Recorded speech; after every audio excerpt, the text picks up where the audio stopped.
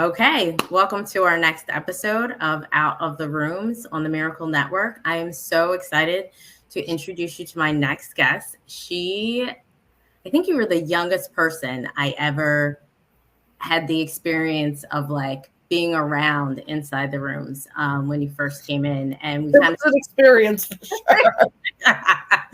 But I think we talked a little bit before we hit record, and um, one thing that always comes to mind is like that family aspect, at least that I felt of, my recovery, where like you could call me 5 years from now. I don't have to have spoken to you in forever, but like we're always family. We're always there for each other. So, um, Bella, one of the reasons why I started this YouTube channel is because I feel like, here we are, a lot of people are dying out there, whether it's alcoholism, whether they're dabbling in drugs and come across fentanyl and die. We talked a little bit about this and you can mention this about your grandmom and like what she does for a living.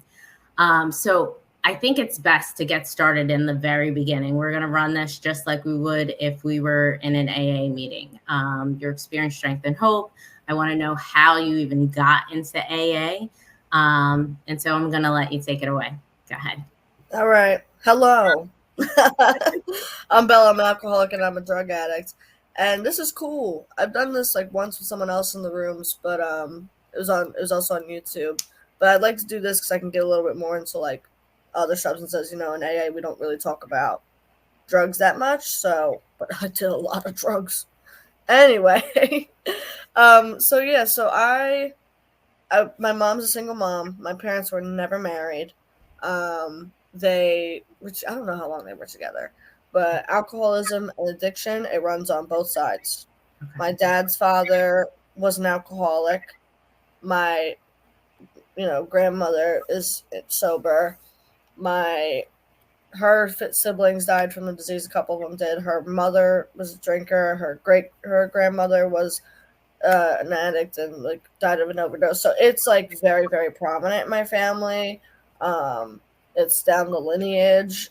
I feel like addiction can be genetic, but sometimes it isn't for people. I know people who are the only addicts in their family, and I know people who have the genetic predisposition. So when I was growing up with my mom, my dad would have like, they never did like the court custody thing, but my dad would come and visit, and their relationship was really weird.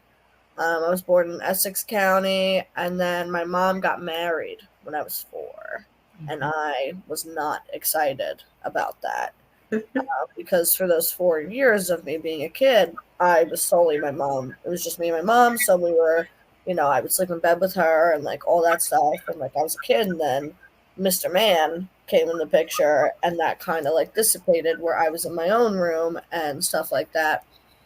And he had 4 kids, and the girls were really cool. We were 8 days apart, and the sons, however, were like teenagers, and they were horrible.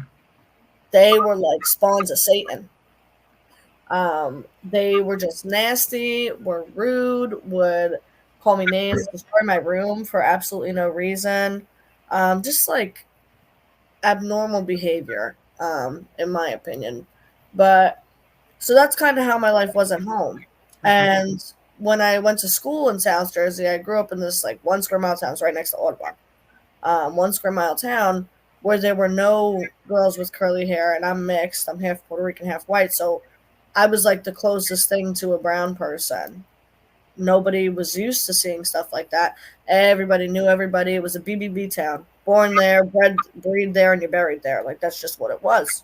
Gotcha. So everybody knew everybody, and I didn't know a lot of people. And I want to say it started in kindergarten. I was picked on really, really bad. And by the time I was like in 3rd or 4th grade, I was being called racial slurs, N-word, spick, like all that. And that's going to have an effect on you when you're a kid. Absolutely. And, we hear about it in the rooms. I felt different. I felt like I didn't fit in. I genuinely did not. Yeah. They would invite me to birthday parties and like use me as the one to pull pranks on or entertainment or stuff like that. Like, or I would get an invite and nobody would come. And it was just like really like sad stuff. So my first addiction wasn't drugs and alcohol. my first addiction was cutting. That Hmm. was around the time where it was very popular on like Tumblr and stuff like that. I forgot about that. I Yeah, remember, just okay. You're bringing back memories because I remember you having that, you know, the cutting issue. yeah. So that was like a really big thing on Tumblr at the time, and I just was like, I'm gonna try it. So I started trying it, and that started in like fourth grade. I started with pencils, then I went to erasers. By the time I was in fifth, I used scissors. Scissors were like what I used primarily, and I would just cut, and it felt like a release, much like drugs and alcohol did. Wow. It felt like a release, and it's proven that cutting does release a chemical in your brain, and that's why people are addicted to it. Looking back, I'm very grateful I have tattoos now. I do not like to look at that at all. And I used to get mad when I would see the post on Tumblr, your scars make you beautiful. And I'd be like, no, people ask questions, they stare, they you know what I mean? So I'm very grateful I got all that covered up. So by the time I was like in sixth grade, I was also an emo kid. Let me preface this as well. I got a keratin treatment to make my hair straight. I was very, very into like emo music, that type of culture. I still am. This is not a phase at this point. This is a lifestyle. But so not only was I mixed, now I'm weird because I have rainbow hair and I tease it and I razor it so it like has like the shag. Like I wear the furry hats. Like there's so much happening. Um, and when I was in sixth grade, it was in March. I think in March, yeah. I had a suicide attempt because I just couldn't take it anymore. I wrote like a 6-page suicide note to my like friends and family, and I woke up the next morning. I tried to take like a couple Prozac I had, and I cut up my arms like worse than I probably had ever done it. Okay. And I woke up the next morning and I was pissed. I was so mad. I Now, was when you said you couldn't take it anymore, what was the it that you couldn't take? I couldn't take living. I couldn't take that I didn't feel comfortable anywhere, like school especially. Like I had to go there all day and be treated like shit, and Yeah. then expect, to go home and be happy. But like I just wasn't. Hmm. And like alcohol was in my home. Like my mom, she drinks wine or whatever, so she would have like big parties with like her theater company or whatever, and like so initially like a young age, I'm like, oh, they're drinking something and they're having fun. Yeah.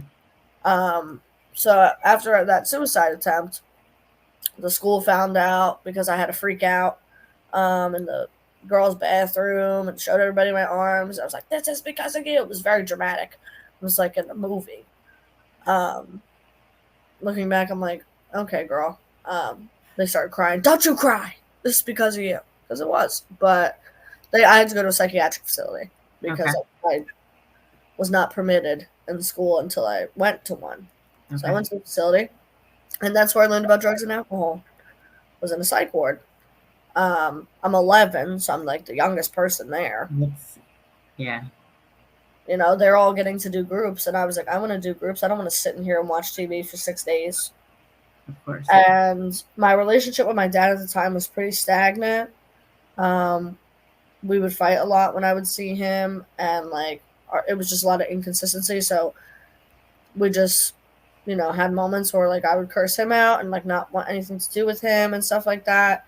And my mom would have to come visit me in the psych ward. One of the girls that I was in there with, I actually talked to today. She's got 2 kids, got a third on the way. Like we're super close. Wow. Um, but yeah, so I learned like girls in there be like, oh, I smoke weed to feel better. Oh, I drink to feel better. Someone was like, oh, I do heroin to feel better, and I wasn't even there yet. Yeah. I was like, okay, I'm gonna try it. So my mom ended up moving us after my sixth grade year. She was like, we got to get out of here. So we moved to Bloomfield, which was a culture shock for me.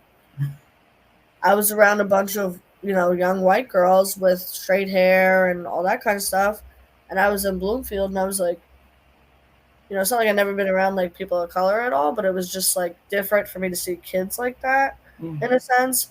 Like there were girls with curly hair, there were girls with braids. Like it was just like all different cultures up there. It's very, very diverse up there. So Absolutely. I was like, oh, okay. However, being a mixed kid who doesn't speak Mhm. Spanish, I didn't Mm. deal with the Spanish kids. I don't speak it. To this day, I don't speak it. I can sell you shoes. That's all I could do. Um, and then being one of the bougie white kids, I didn't really fit in that category either. Okay. So where we lived was on the border of Newark. So I fit in with the troublemakers. I called them hood bookers with love. So I fit in with those types of kids, the kids who got in trouble. And when I moved up there, like my whole persona kind of changed. Where I was like, that summer is when I tried alcohol and started drinking. And Okay. my mom worked a lot. She would work from like 4 p.m. to 11. I got school till 3. I'm home at 4. So I started having people over the house. We would smoke. We would drink. I had high schoolers in my house. Um, Wow.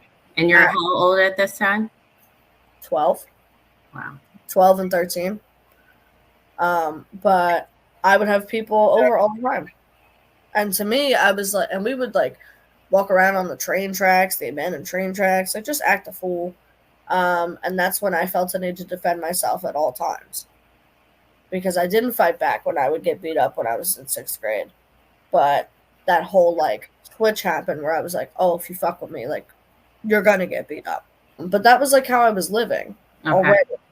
And I had just got started. And clearly, I'm 11 when I started drinking. It's hard to get alcohol when you're a Oh, minor. no. Mhm. But when you have friends who have parents or, they smoke weed, that's easy. It's easier to get drugs when you're younger. It just is. And Yeah. when you're a girl, you can get anything you Mhm. want. So from there, I progressed and I got worse. And in 8th grade was the first time I was ever assaulted by somebody. And that was my first like sexual experience. And it was a friend of mine at the time, and we wrestled together. We were on the wrestling team together. My mom trusted him because he's a big dude. He was safe, like whatever. And some assaults happened with him a couple times, and I didn't feel comfortable telling anybody. And then it slipped out to my therapist, and then it slipped out to my mom, and my therapist had to like mandate to authorities and everything. And it was like a whole thing. They ended up like changing my schedule instead of his. So already I have that complex of like, oh, even if you get help, it doesn't matter Yeah. because you're the problem. That was like my thought process with that. And the school crisis counselor and safety officer, I'll never forget this. They told me, stop telling people you were raped because it didn't happen and it's not true. This kid was a star athlete, Mm. football player, wrestler, like I was just like the girl in 8th grade who smoked weed. You know what I mean? Yeah. So after that is when I feel like I really started to like get it going. Sorry, I feel like I'm gonna sneeze. Okay, all right. But that's when I started to spiral. I got suspended like a month before 8th grade graduation because I smoked weed in the girls' bathroom. I took a hit and I was like, oh, this smells too much. I was before the time of carts. That was, and then I tossed it. It was like a whole thing. What was I? Oh yeah. So I started to spiral. One of the stories started to spiral. That summer was the first time I really got wasted. Bad. I was with this chick, she was like 16. Her mom was totally cool. Oh, you can drink at my house. You can smoke at my house. My husband used to sell cocaine. Oh, okay. So that I was with her the whole weekend. The first night I was taking non grips, I was gone. And then the second day, we drank all day. Had four locos and Gatorade bottles, walking around town. I don't even remember what we did. We got home and then we were mixing fucking Jaeger and Hennessy and vodka and all, it was just like a mess. And I ended up getting like 2 oxy from her because I was feeling sick. And she, oh, take this. Okay, I thought it was like Tylenol because I was wasted. It was 2 oxy and I popped them and I had a seizure Okay. because when you mix alcohol with things like that, you're not gonna have a great reaction. And I woke up, like I came to, and I had like foam all over me. It was gross. I came to, and she was like, "If you die tonight, I'm gonna drag your body across the street and make it look like a car accident." So I say that just to paint the picture of Yeah. people I was around. By my freshman year, like that was it. Mind you, in 8th grade, I was like a National Junior Honor Society student. I did really, really well.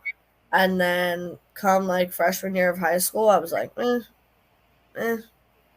And that's when I got introduced to pills. Was taking pills.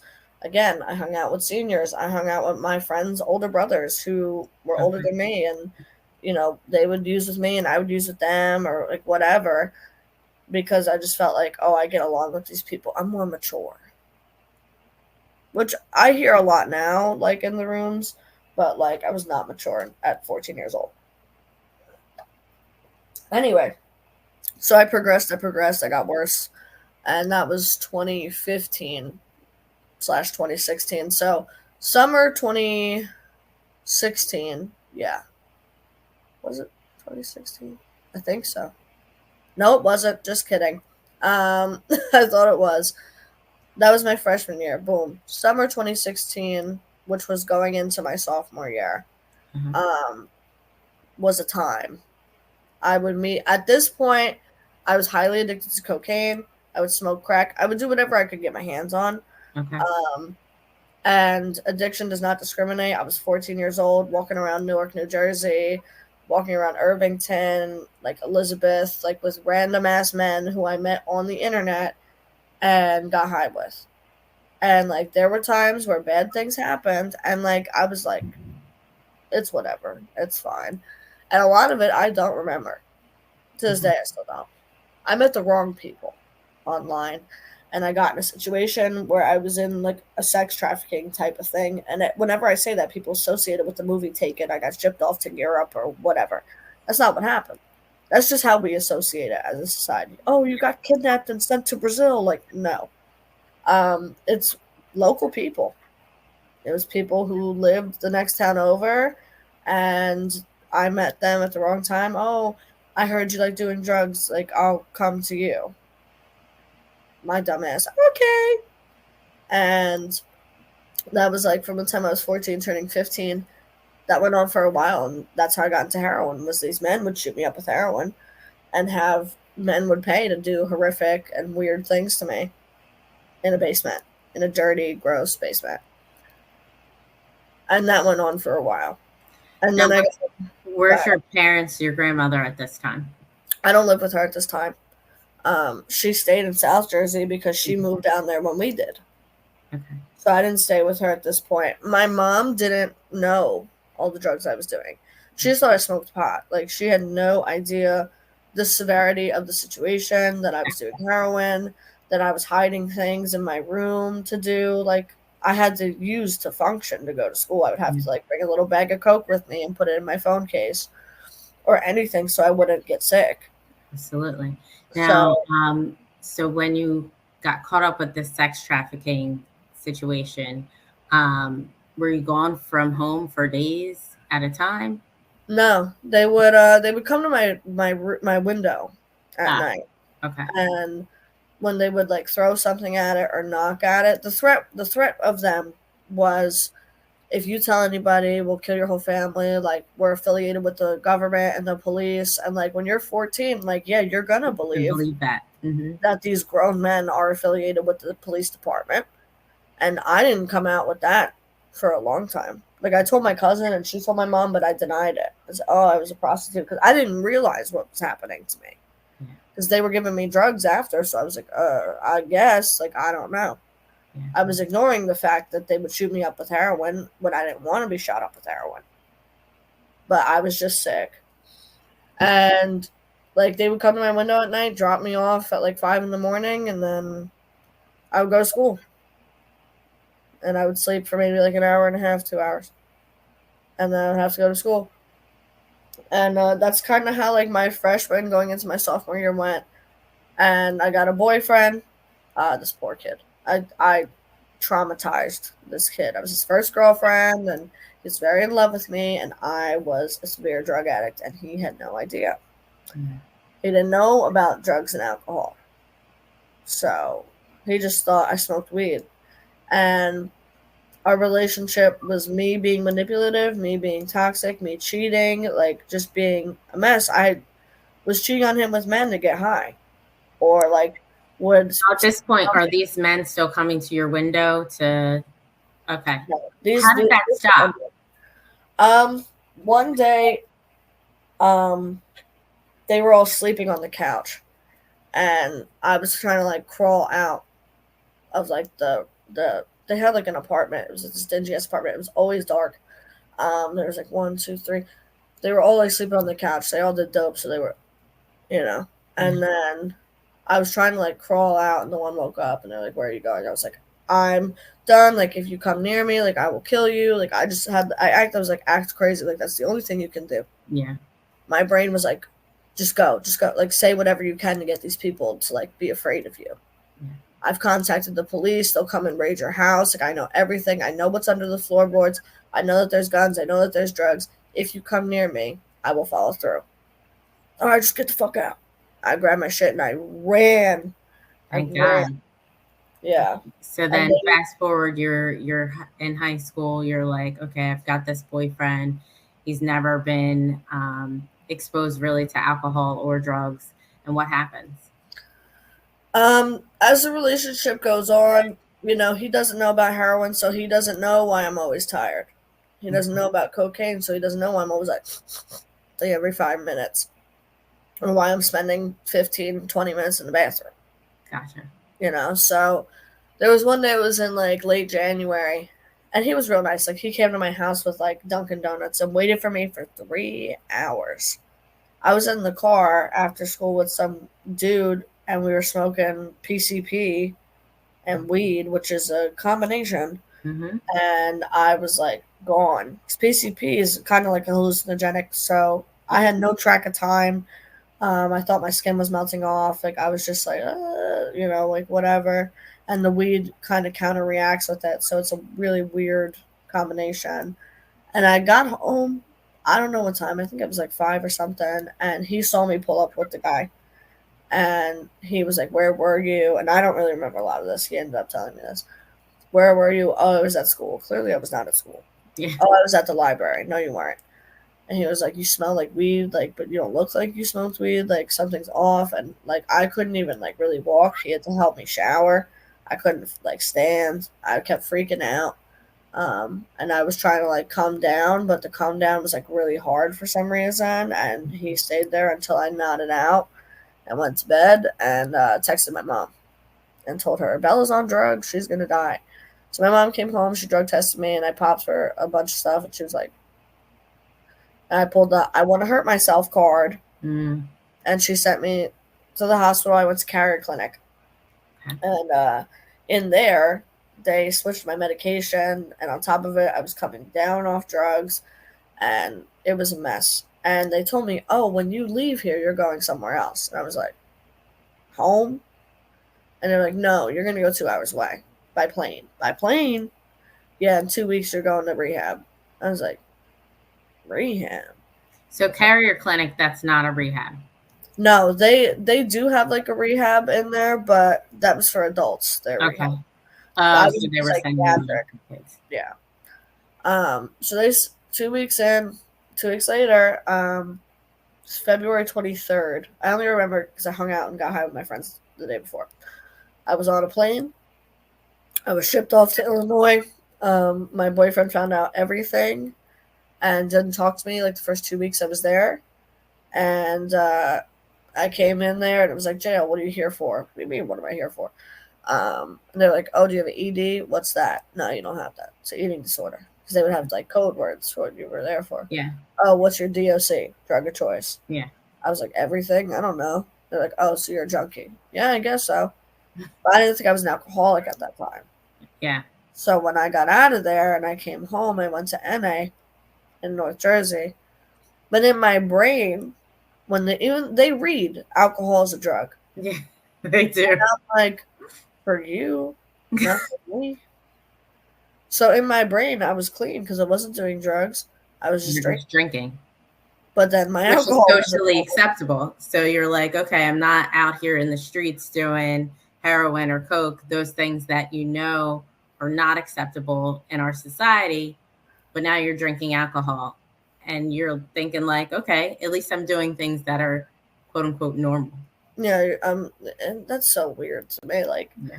Coke is now normalized. Oh, it's a party drug, and I'm in my 20s, so I'm like, okay, girl. Um, but so I started drinking, and by my 16th birthday, everyone thought I had like 6 months sober, and I didn't have no 6 months sober. Because the day after my 16th birthday, I started smoking with my sister again. I started smoking Smoking again, but not with my sister. And then weed. I started smoking with my sister, yeah. And that was always like the kickoff. It would be like weed or alcohol, and then the Mm, combination, and then I'm doing everything else again. Because yeah, I'm like, why am I going to do this when I could do this?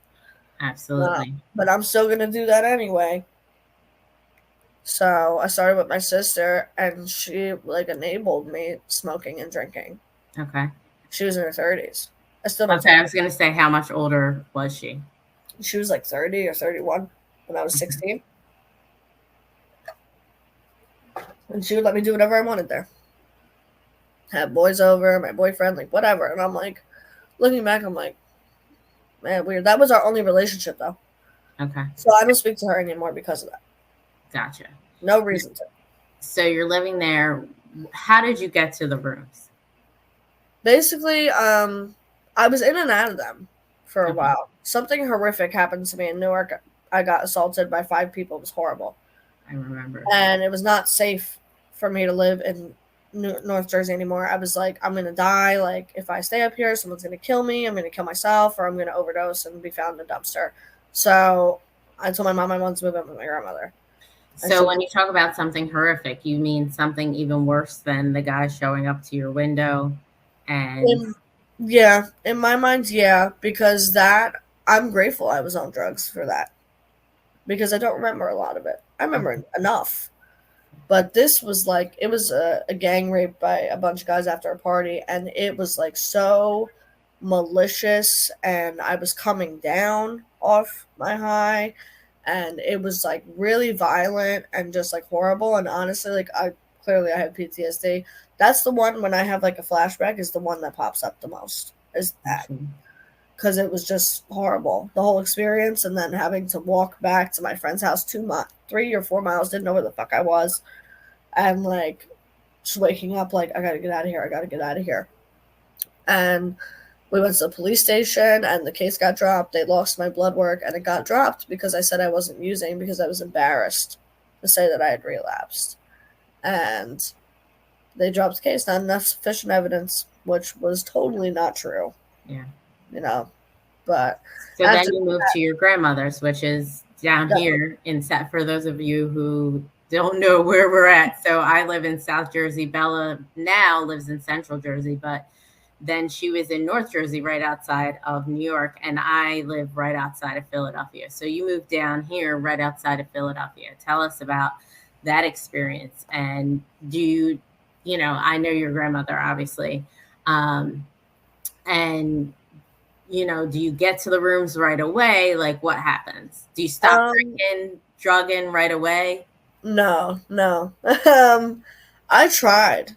I would go to meetings, you know that. I would go to meetings, and that you guys would all tell me like, "Oh, keep coming, Bella, keep coming." And I was like, "Yeah, yeah." Whatever. And I would just go, but I would go to meetings high sometimes, or like after a Mhm. hangover, and I would be like, "I got 30 days. Go ahead, like 30 minutes." But they would still give me the coin anyway, and that's a big reason why I felt comfortable to go back to AA. Huh. And that was like my junior year of high school. But originally, I thought moving in with my grandmother would get me sober, and it didn't. And by like 2018, I was going into my senior year. That's when I had a year long bender, and I was still going to meetings, but I was still using and drinking. And then I got sent to rehab in Florida, and my grandmother drove me to Florida, and I was at someone from AA's house the day before, and she drove me to Florida, and I was like, "Can't we just get something before we go?" She was like, "Nope, let's go." I laugh because I know your grandmother. She does not play. Now get in the car. So she drove me down there, and after 2 weeks, I got out of there. It was just a shitty place. I got out of there. She had someone in Florida drive me back home, and then That's when I started going more like to the Collingswood meetings and all that stuff. And then I started dating homeboy, Mr. Louis. Yuck. But the year before that, Mignon actually was a part of the AA women who did my prom thing. I had a couple months sober at that point. I think I had like two. And she took me to get my hair done. Another one did my makeup. I still have the pictures I do for too. reference. I do too. They're still around. I might So have to take them up and post, like, do a post about, because I really want people who are not in the rooms, who are out there struggling, to realize that. I mean, granted, I know people have a variety of ways they like to, not like to, but a variety of ways that they choose in terms of getting sober. But I know my only experience is being inside the rooms. And for me, and I know this is the case for you because I remember being at your house, like getting you ready for prom. And it's very much so like a family environment. It's very much so like we have got you, no matter what. I mean, and you talked about going to these meetings and going in, high or drunk and stuff like that. Did anybody judge you or say anything to you? no. They're just like, keep coming, Belle. I'm like, yeah, yeah, yeah. Whatever. At that But point, were you introduced to any of the step work?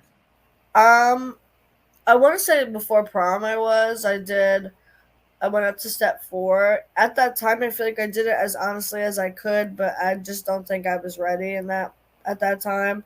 Um, I think I got up to like my 10th step, and yeah, I just wasn't ready. Okay. I just wasn't ready, and I relapsed shortly after. But my senior year, to sum up my senior year, I was homeschooled, and I went to 4 treatment facilities within the span of my senior year.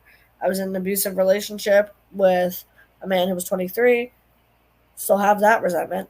And how old Um, were you at the time? 17, 17, and we got high and drunk in Motel Sixes. And I was in love. He had a purpose. He could get me alcohol, and I guess I was his hostage, and he was mine. And you remember that phase, so. Yes, I do. So, at what point does this stop? The third time, well, it was my fourth time in treatment, but it was the third time in that year. I went to Hazelden and Betty Ford. But what I'm going to say is I went to bougie places. Very nice. And they did not get me sober because I was not ready. Wherever you go, you take you. So I wasn't ready. So, but I went to nice facilities. Hazelden was nice. I Therapy dog, nice imagine. food, all that. But I had the same counselor I'd had before. Hmm. And he was like, "Do we see a pattern here?" And I was like, "No." And he was like, "Bella, like, I was gonna say his name. I'm gonna say his name. Um, he is like your higher power. Like you obsess over him. He's like your own type of drug. Like you guys get physical with each other. Like it's not healthy. Like you're not gonna get sober if you stay with that." And he would endorse me drinking. And then I called him in treatment, and he was drinking on the phone with me and smoking, and I could hear it. And I was like, "Are you drunk?" And he was like, "Yeah, I'm gonna get sober when you come back, not now." Hmm. And I was like, "All right, click." And we never spoke again. And that was that. And then come to find out he was cheating on me anyway. So So, when you get out of Hazleton, Betty Ford, you go home and you're done. no, I go home. I finished out high school because I was homeschooled, so I finished early. And then I went to a sober living, and they had audio on the cameras, and I said I wanted to kill myself, and they just called Hmm. the fucking ambulance. And I was 17. They took me anyway, and they shouldn't have because I was not 18. But they took me, and then they said, if you want to come back, you have to go to treatment. And I said I just left treatment. I've been sober for 45 days. No, you have to go. Well, if I'm going to go to treatment, I'm going to get loaded. That makes no sense to me. So I did. And then I ended up in this wonderful place in New Jersey. It's called New Hope. And New Hope is state run. And it was like jail. I was there for 60 to 90 days. That's like a long-term program. I stayed there from May 28th till my birthday, August 2nd. So I was there for a decent bid. Yeah. And it was like you couldn't open a window. The beds were bolted to the ground. It was dingy. Like you had a shower time. I was like, shower time. It's like jail. Yeah.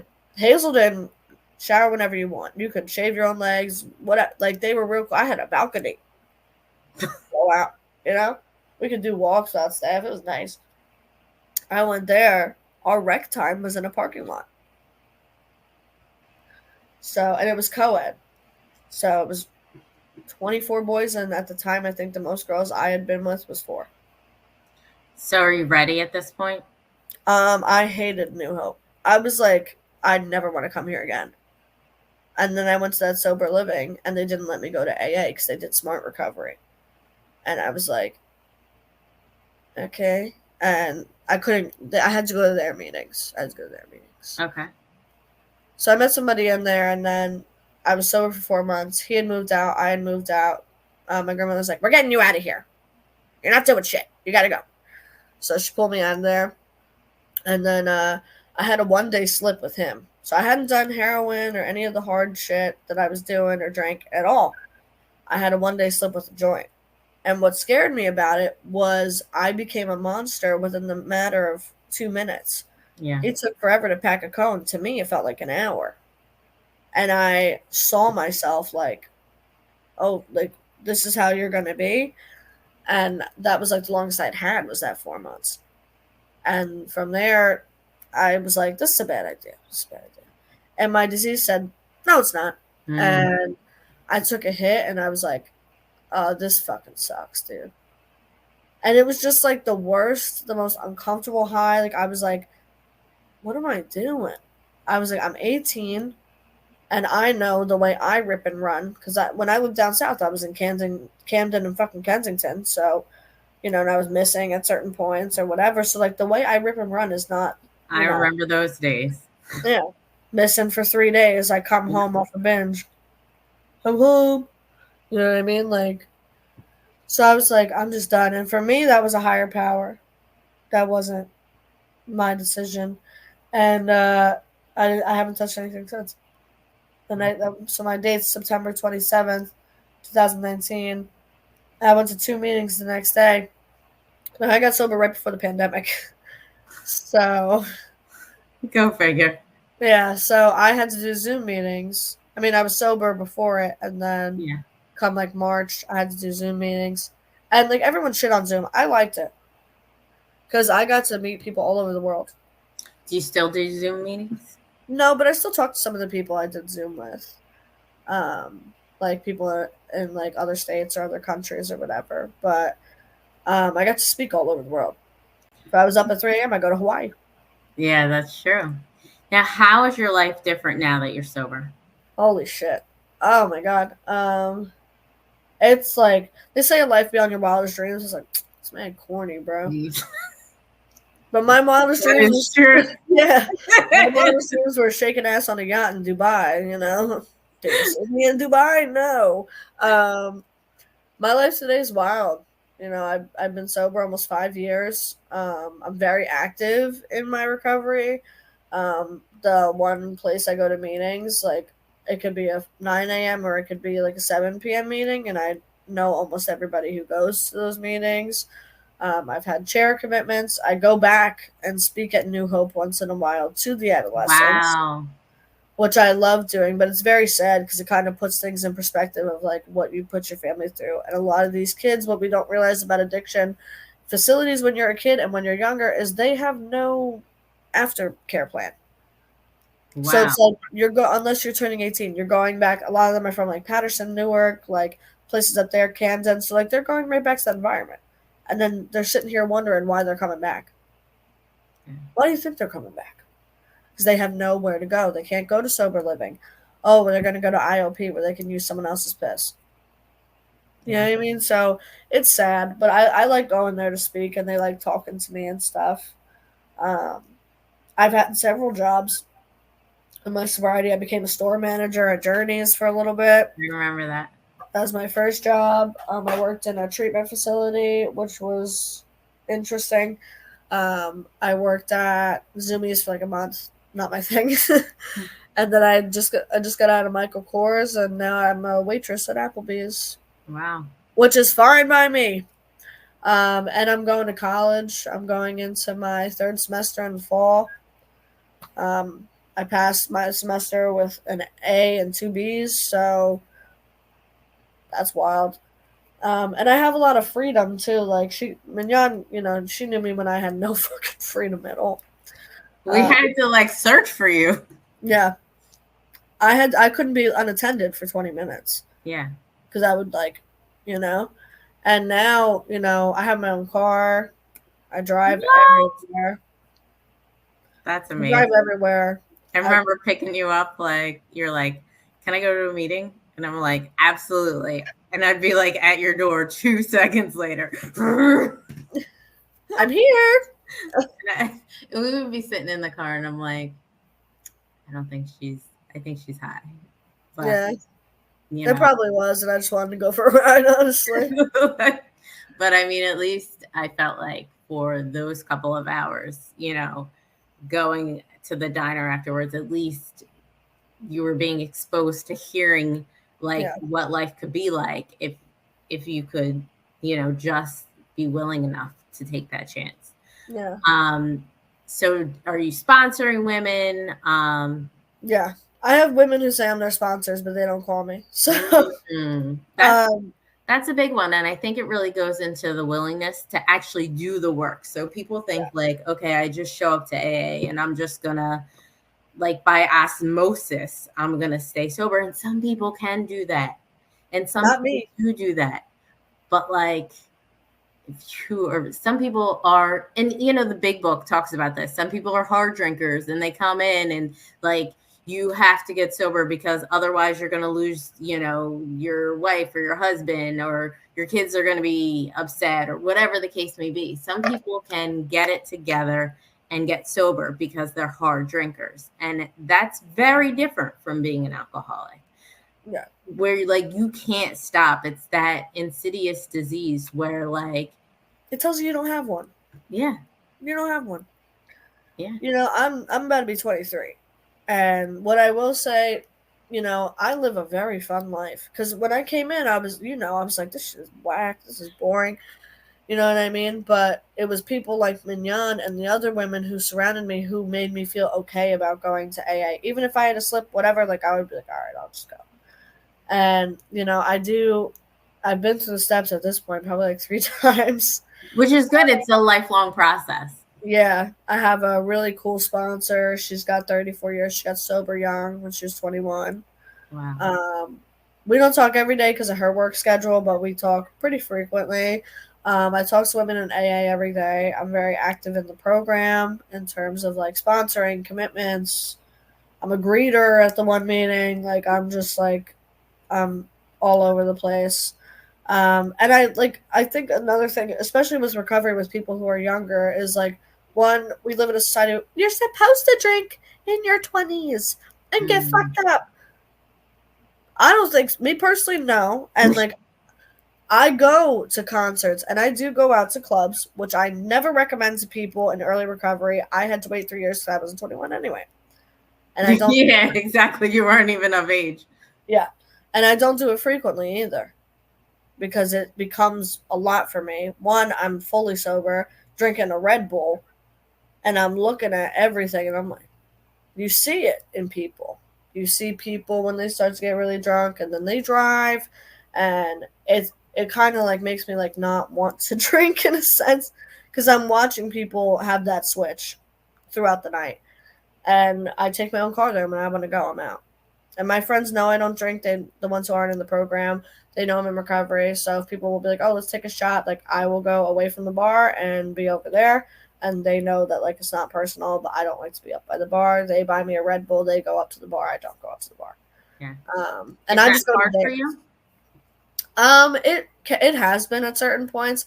It really depends if I'm like spiritually fit. Like I will not go out Mm. unless I go to a meeting before. Yeah. Um, like I just won't put myself in that situation. And my boyfriend now, he's not my hostage. Mm. My grandmother loves him, which is a big deal. Um, but he knows I don't drink either. Like we went out the other night. I went out for gay pride, like that was like a thing, but I hadn't been out in like a month. So pride was a different thing. Concerts I'm still doing. They don't bother me at all. They never have, honestly. I just went to one with him. in AC on Friday. We stayed overnight, and like it's important for me to have like fun in my recovery because it's also like I am 22, about to be 23, and I didn't get sober to be bored, to be miserable, and to be mean. I don't like being nasty. I And have you my moments though. and I think that's another misconception. At least it was mine, right? I'm just going to go to these meetings for the rest of my life. It's not going to be fun, and like that's it. This is what life is going to be like, and it's really not like that. And I love the fact that you've expressed that. Like you can still go to concerts, you can still, and so you hinted on the fact, or actually you mentioned that as long as you're spiritually fit. What does being spiritually fit look like to you? For me, it means being grounded. Like my mind is okay, my body, that physical obsession and that mental obsession of drinking and drugging consistently. And when am I going to have my next drink? When am I going to be able to get high? I would calculate. Mm. Okay, I have a period this time, and then like that insanity. I don't live in that anymore. So for me, like consistency is important. And I personally was not spiritually fit until I went to the 12 steps. And you had talked about it before. I don't see a point in going to a 12-step program and not doing the 12 steps. That makes no sense to me personally. It We're makes in a sense in 12-step theory. program. They don't exist. No, they do. And with me, even with like my sponsees, like I have to constantly be in conscious contact with my higher power. I have to be in touch with AA people all the time. I'm in like 3 freaking group chats of AA women. Yeah. Like but I also have like normal, regular people who aren't addicts and alcoholics who I talk to, and I'm very open about my sobriety on social media. Like I talk about it on Snapchat. I talk about it on TikTok. I've made Instagram posts like for every year that I've been sober. Last year I did a 4-year sober post. So for me to be connected is to be spiritually fit, and I know myself at this point. If I feel like you haven't been to enough meetings this week, you're feeling a little off, I don't think it's a good idea for me to go to like a club out here. Stay home. And I think that's really helpful about people expressing the fact that you can live life after, being sober and live that life of recovery. It's a life of freedom. Yeah. Actually, my guest last week used to be a bartender. And sober. And she talked about the same thing that you mentioned, where like that you can see it in other people, and it's, you can see when they're getting like drunk or high, and like what their eyes, I would say, like to me it's like the Yeah. pain, like it comes back to you, like you can see what you were going through, Yeah. and see it in other people, and it hurts in a sense, right? You want to save that person, and sometimes you just can't. Yeah. um And I've now lost a lot of friends to the disease too. I was Mhm. going to say, now right now, there's a lot going on out in these streets than there was when, I was first getting sober. Back in the day, obviously, when you were doing heroin and Percocet, I mean, people were shooting you with heroin. Thank God at that time, none of that had fentanyl in it. Um, In the end, it did. it did. Okay, In so the talk end, a yeah. little bit about that. So I have overdosed a couple of times, and like I've never been Narcan a day in my life. So I'm very grateful to be alive because I've had full out, according to the people I was around, a full out seizure, like foam out of the mouth, and I would wake up in like a pile of throw up and be like, they were like, "We thought you were dead," So, but you build a tolerance just like you do with alcohol, just like you do with weed. You can build a very big tolerance to fentanyl. And when I went into New Hope, they have to take blood work too because fentanyl doesn't show up in a piss test. And they're Mhm. like, you're doing fentanyl, and I was like, fentanyl, and they were like, yeah. And the thing about it too is that it's in everything. And I tell my one of my really good friends is struggling right now, and she like knows that I'm in recovery, and so like I tell everybody this, like doesn't matter if it's her or other people I know who do like smoke weed or whatever, like I'm like be careful because it's in everything. My niece, I don't know what she's doing, we haven't talked in a minute, but like I used to tell her my scariest fucking drug stories because like It's in everything. And Trank down there in Kensington, that's a very big thing now too. And when you're mixing fentanyl and Trank, for those who don't know, it's actually FDA approved. It's an animal tranquilizer.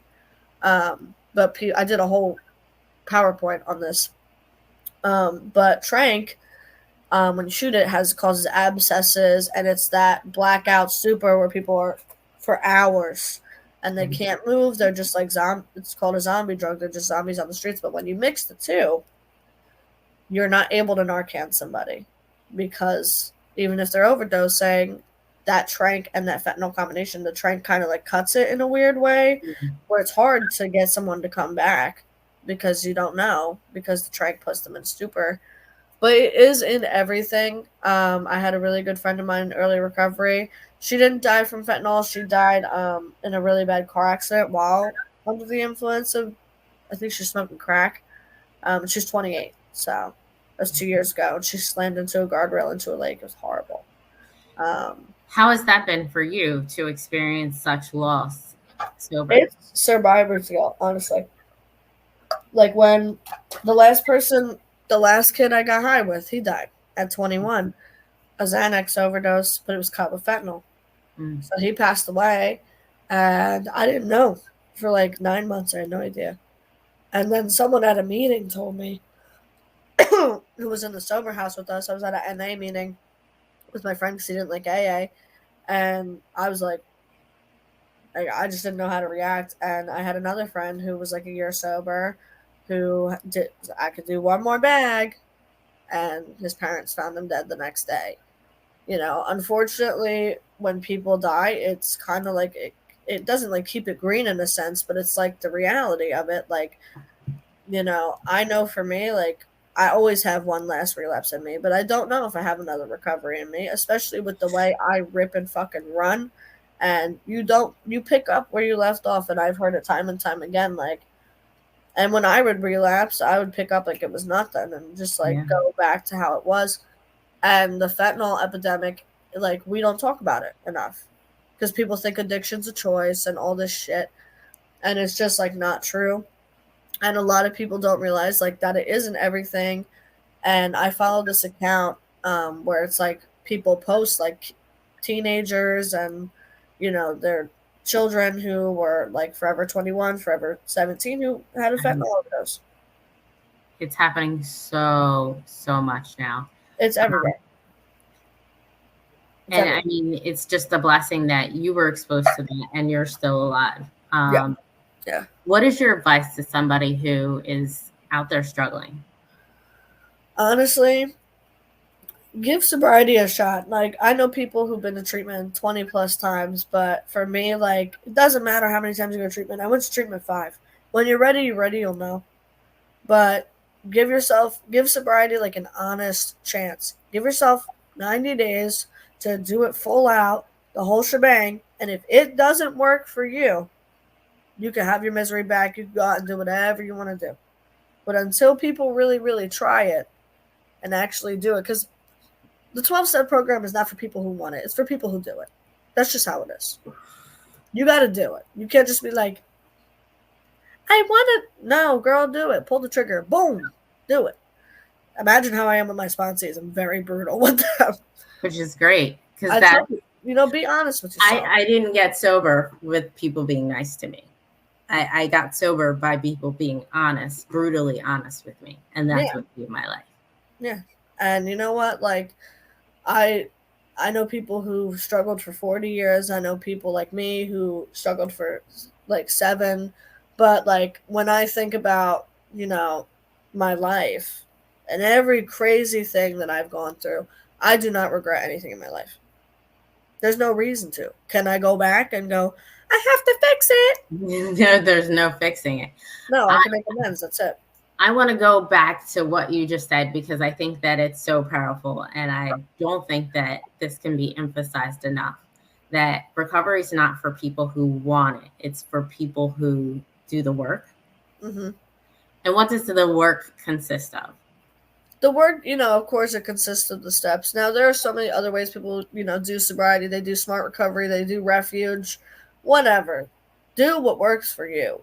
AA and the A's, have worked. I do CA, I do AA, sometimes I'll do NA for fun, like I go to a lot of different fellowships, and like for me, like you can do the 12 steps, absolutely.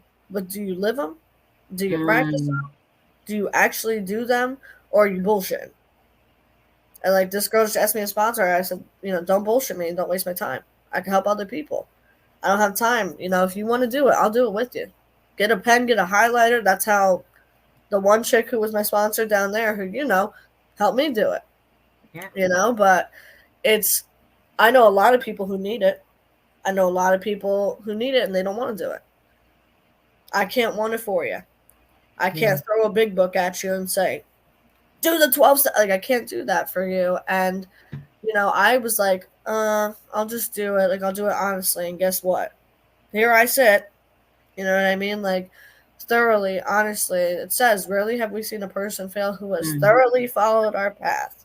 Thoroughly, thoroughly, meaning do the steps, not just go to 90 meetings in 90 days and hang out and Kiki or whatever. be a greeter or make coffee. You could be a greeter and make coffee, and that's fine Yeah. as a part of your service, but you really need to be doing the work, doing the steps, helping other people. And you also touched on, and we'll just kind of end with this. You touched on sponsorship in terms of you can't stay stuck with the person who does not want to do the work. No. And because that's somebody else's life that you could really be making an impact on. And I can say that that was like one of the hardest things for me in terms of sponsorship, because I am like, I want to will that person. I want to give them my joy of recovery. I want to experience it, and I want to will them into sobriety. So one of the things that I learned, and this is from having sponsees actually die, like learning the fact that like I can't do the work for them. And to me, that was really, really hard, because it's like, and then my sponsor used to tell me, like, you're not right. A sponsor takes you through the steps. The sponsor isn't your therapist. The sponsor isn't somebody who's going to tell you, like, okay, what color you should wear that day. Like, your sponsor's responsibility is to get you to that higher power and to open up that door of freedom. And then you're able to make those decisions on your own or to seek out therapy. But like my sponsor used to always tell me, like, you can't take credit for anybody's success, and you can't hold yourself responsible for anybody's loss. Yeah. And that's something that always sticks with me when I see somebody who's been recovered for a long time or living this life of recovery that I might have sponsored or been a part of their community. It's like, no, that's the beauty. It's like we're just there as angels that God is using. We're an empty vessel. We're a vessel that God is using to get you to the point where he wants you. And it's just a beautiful experience. And Bella, like, just watching you live life, still at your concerts, doing the mosh pit, crowd surfing, all that shit. Crowd surfing. I like crack up. I'm like, this girl is still doing it, but you're sober. And like you said, it's not a phase. It's definitely a part of your lifestyle, and that's amazing. Like,